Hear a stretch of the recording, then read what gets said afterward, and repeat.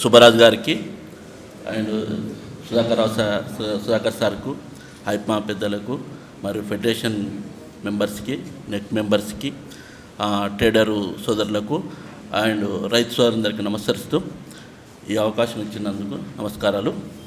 ఒకటే నేను ఇప్పుడు నెక్కు హైదరాబాద్ జోనల్ ట్రెజరర్గా పనిచేస్తున్నాను.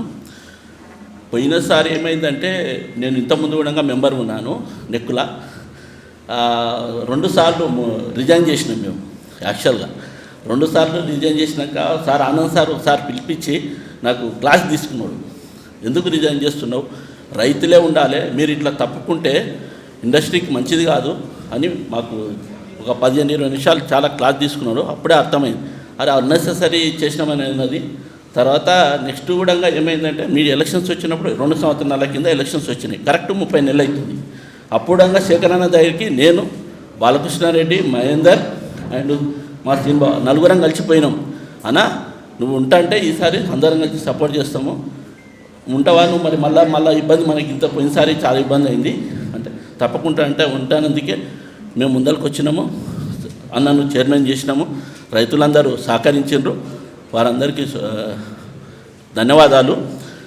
ఇప్పుడంగా ఏమైందంటే పపాక్ అనేది నెక్కును ఫాలో అవుతుంది. ఇప్పుడు 2వ రేటు ఫాలో అవుతుంది.